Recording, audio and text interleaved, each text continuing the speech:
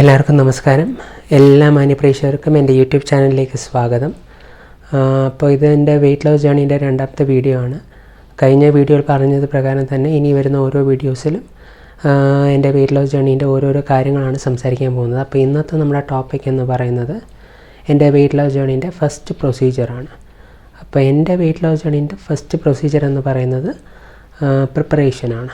Preparation എന്ന് പറയുമ്പോൾ നമുക്ക് ഇതൊരു ലോങ് ടേം ഡയറ്റ് പ്ലാൻ ആയതുകൊണ്ട് കുറച്ച് കാര്യങ്ങളൊക്കെ നമ്മൾ ആദ്യം തന്നെ ചെയ്യണം. പിന്നെ നമുക്ക് ഇഷ്ടമുള്ള കാര്യങ്ങളൊക്കെ ഒന്ന് നോട്ട് ചെയ്യണം. പിന്നെ ഒരുപാട് കാര്യങ്ങൾ ചെയ്യണം. ഇത് ലോങ് ടേം ആയതുകൊണ്ട് അതിന് നല്ലൊരു പ്ലാനിങ് വേണം. ഇപ്പോൾ ഇന്ന് പ്ലാൻ ചെയ്തിട്ട് നാളെ തന്നെ എക്സിക്യൂട്ട് ചെയ്യാൻ പാടില്ല. ബിക്കോസ് നമുക്കത് ഒരു ഡിസിപ്ലിനായിട്ട് കീപ്പ് ചെയ്യാൻ പറ്റത്തില്ല. അപ്പോൾ ഒരു ദിവസം നമ്മൾ എന്തായാലും പൂർണ്ണമായിട്ടും പഴയ രീതിയിലാവും. അപ്പോൾ കറക്റ്റായിട്ടൊരു പ്രിപ്പറേഷൻ അത്യാവശ്യമാണ്. അപ്പോൾ പ്രിപ്പറേഷൻ്റെ ഭാഗമായിട്ടുള്ള സ്റ്റെപ്സിനെ കുറിച്ചാണ് ഇനി നമ്മൾ സംസാരിക്കാൻ പോകുന്നത്. അപ്പോൾ ഫസ്റ്റ് സ്റ്റെപ്പ് എന്ന് പറയുന്നത് go take A medical checkup. അത് വളരെ വളരെ അത്യാവശ്യമായ കാര്യമാണ്. പിന്നെ ഏതെങ്കിലും നല്ലൊരു ഹോസ്പിറ്റലിലേക്ക് തന്നെ പോവുക. ഒരുപാട് പാക്കേജുകളുണ്ടാവും. അതിനകത്ത് തൈറോയ്ഡ് ഉൾപ്പെടുന്ന ടെസ്റ്റ് ചെയ്യുക. ഇനിയിപ്പോൾ തൈറോയ്ഡ് ടെസ്റ്റ് ഇല്ലാത്ത രീതിയിലുള്ള പാക്കേജ് ആണെങ്കിൽ ജനറൽ ചെക്കപ്പ് ചെയ്യുക.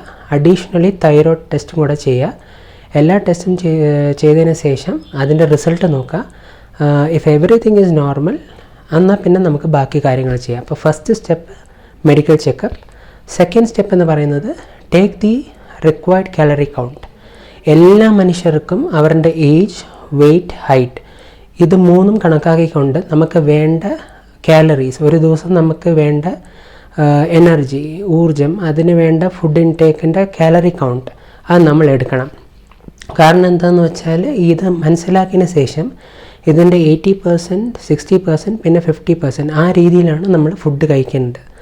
അപ്പോൾ അത് വളരെ ഇമ്പോർട്ടൻ്റ് ആണ്. ഒരിക്കലും ഫുഡ് 50% താഴെ പോകരുത്. കാരണം അങ്ങനെയാണെങ്കിൽ ഒരുപാട് ഡെഫിഷ്യൻസി ഉണ്ടാകും. വൈറ്റമിൻ ഡെഫിഷ്യൻസി, പ്രോട്ടീൻ ഡെഫിഷ്യൻസി, അങ്ങനെ പല കാര്യങ്ങളും ഉണ്ടാകും. അപ്പോൾ അതും കൂടെ നമ്മളൊന്ന് മനസ്സിലാക്കണം. അപ്പോൾ second step take the required calorie count. പിന്നെ third step plan a balance calorie diet. Calorie count എടുത്തതിന് ശേഷം കറക്റ്റായിട്ട് നമ്മളൊരു ബാലൻസ് കാലറി ഡയറ്റാണ്. ബാലൻസ് ഡയറ്റ് എന്ന് പറയുമ്പോൾ എല്ലാവർക്കും അറിയാമായിരിക്കും. നമ്മൾ കഴിക്കുന്നത് എന്താണെന്ന് വെച്ചാൽ അത് കംപ്ലീറ്റ് ആയിട്ട് പറയുകയാണെങ്കിൽ ഒരു ദിവസം കഴിക്കുന്നതിൽ 40% കാർബോഹൈഡ്രേറ്റ്സ്, 30% പ്രോട്ടീൻ ആൻഡ് 30% ഫാറ്റ്. ഇതായിരിക്കണം നമ്മുടെ ഭക്ഷണത്തിൽ ഒരു ദിവസം എന്തൊക്കെ കഴിക്കുന്നു അതിന് ഇതൊക്കെ ഉണ്ടാവണം. അപ്പോൾ നമ്മുടെ കാലറി കൗണ്ട് അനുസരിച്ച് എത്രയാണ് അതിനനുസരിച്ചുള്ള 50% ആണ് നമ്മൾ കഴിക്കേണ്ടത്. അത് തുടർച്ചയായിട്ടല്ല. ഫസ്റ്റ് 80%, പിന്നെ 60%, പിന്നെയാണ് 50%. അപ്പോൾ ആ രീതിയിൽ നോക്കുമ്പോൾ നമ്മൾ ബാലൻസ്ഡ് ആയിട്ട് 20% കാർബോഹൈഡ്രേറ്റ്സ്, 15% പ്രോട്ടീൻ ആൻഡ് 15% ഫാറ്റ് ഇതാണ് നമ്മൾ കഴിക്കുന്ന കാര്യം. അപ്പോൾ എന്തൊക്കെയാണ് കാർബോഹൈഡ്രേറ്റ്സിൽ വരുന്നത്, പ്രോട്ടീൻ, ഫാറ്റ് ഇതെല്ലാം വേറെ വേറെ ഫുഡ്സാണ്. അതിന് എങ്ങനെയാണ് കഴിക്കുന്നതെന്നൊക്കെ നമുക്ക് പിന്നീടൊരു വീഡിയോ ചെയ്യാം. അത് കഴിഞ്ഞിട്ട് നാലാമത്തെ സ്റ്റെപ്പ് എന്ന് പറയുന്നത് മിനിമം 2 ലിറ്റർ വെള്ളമെങ്കിലും കുടിക്കണം. അപ്പോൾ ലൂക്ക് വോം വാട്ടറാണ് ഏറ്റവും നല്ലത്. കുറച്ച് ചെറിയ വോം, അതായത് കുറച്ച് ചെറു ചൂടുള്ള വെള്ളം കുടിക്കുന്നതാണ് ഏറ്റവും നല്ലത്. പിന്നെ അതിൻ്റെ കൂടെ കുറച്ച് ചിയ സീഡ്സും ബേസിൽ സീഡ്സും അങ്ങനത്തെ കാര്യങ്ങളൊക്കെ ഇട്ട് കുടിക്കുന്നതും നല്ലത് തന്നെയാണ്. അതിനെക്കുറിച്ച് നമുക്ക് വേറൊരു വീഡിയോയിൽ വിശദമായിട്ട് സംസാരിക്കാം. അത് വളരെ നല്ല ബെനിഫിറ്റുള്ള കാര്യമാണ്. അതുകൊണ്ടാണ് വേറൊരു വീഡിയോ ചെയ്യാമെന്ന് പറയുന്നത്. പിന്നെ അഞ്ചാമത്തെ കാര്യം എന്ന് പറയുന്നത് നന്നായിട്ട് ഉറങ്ങണം. ഒരു മിനിമം 8 to 10 മണിക്കൂറെങ്കിലും ഉറങ്ങണം. കാരണം ബോഡിക്ക് നല്ല രീതിയിൽ റെസ്റ്റ് കൊടുത്താലേ ബോഡിക്ക് അകത്തുള്ള ഫാറ്റിൽ നിന്ന് കറക്റ്റായിട്ട് എനർജി റിലീസ് ആവത്തുള്ളൂ. അപ്പം നല്ല രീതിയിൽ ഉറങ്ങണം. അതും വളരെ അത്യാവശ്യമാണ്. പിന്നെ ആറാമത്തെ കാര്യം എന്ന് പറയുന്നത് എല്ലാ ദിവസവും എന്തെങ്കിലും ഒരു ആക്ടിവിറ്റി ചെയ്യണം for 20 to 30 minutes. Might be walking, jogging, free exercise, അങ്ങനെ ചെറിയ ചെറിയ രീതിയിലുള്ള ഡാൻസ്, അങ്ങനത്തെ കാര്യങ്ങളൊക്കെ.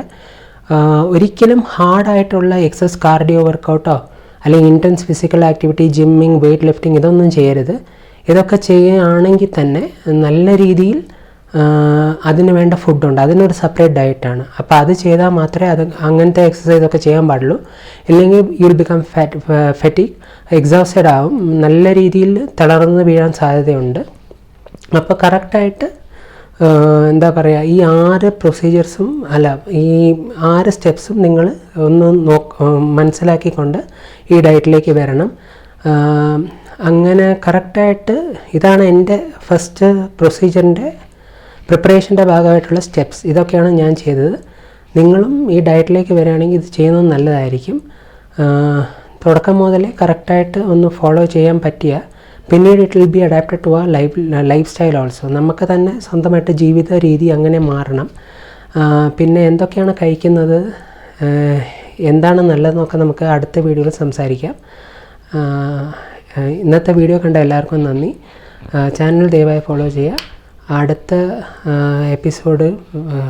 എപ്പിസോഡിൽ കാണുന്നവരെ നന്ദി, നമസ്കാരം. Thank you.